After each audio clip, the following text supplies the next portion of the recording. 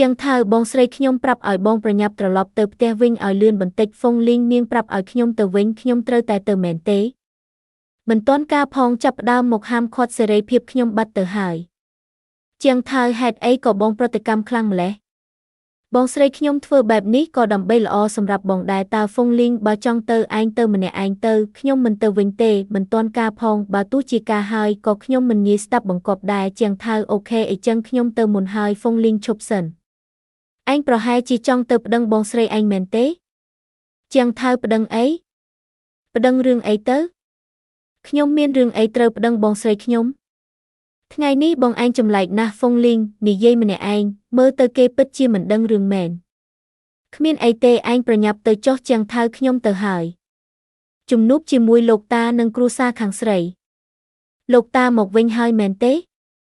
ទៅសម្រាប់សិនទៅចាំយប់ឡើងទៅញ៉ាំបាយជាមួយត្រកូលជាងដើម្បីជែករឿងការងាររៀបការរបស់អ្នកទាំងពីរហ្វុងលីងឆ្ងល់ក្នុងចិត្តដើរលេងដាច់យប់មកវិញលោកតាមិនខឹងតតែសោះបើកាលពីមុនវិញច្បាស់ជាលោតកញ្ជ្រោលបាត់ទៅហើយលោកតាមិនខឹងខ្ញុំទេអីលោកតាខឹងរឿងអី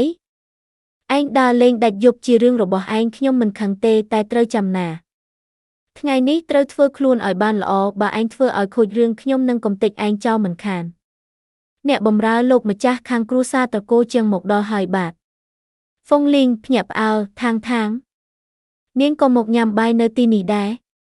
ថាងជំរាបសួរលោកអ៊ំអញ្ជើញខាងនេះចាស់ហ្វុងលីងនិយាយក្នុងចិត្តស្លាប់ហើយស្មានតែជាមិត្តភក្តិតែខ្លាយជាបងខ្លាយគេទៅវិញឪពុកខាងស្រីហ្វុងលីងពិតជាមនុស្សពូកែមែនខ្ញុំប្រគល់កូនស្រីឲ្យគេគឺពិតជាទុកចិត្តណាស់លោកតាល្អណាស់អីចឹងសម្រាប់តាមនឹងចុះស្អែកនេះអ្នកទាំងពីរទៅចុះសម្បត្តិអាពាហ៍ពិពាហ៍ជាមួយគ្នាទៅថាងជួយដាក់ខ្សែក្រវ៉ាត់ឲ្យខ្ញុំបន្តិចមកការដាក់ខ្សែក្រវ៉ាត់ឲ្យគូដណ្ដឹងគឺជាអ្វីដែលសុភាពបុរសគួរធ្វើមែនទេហ្វុងលីងនិយាយក្នុងចិត្ត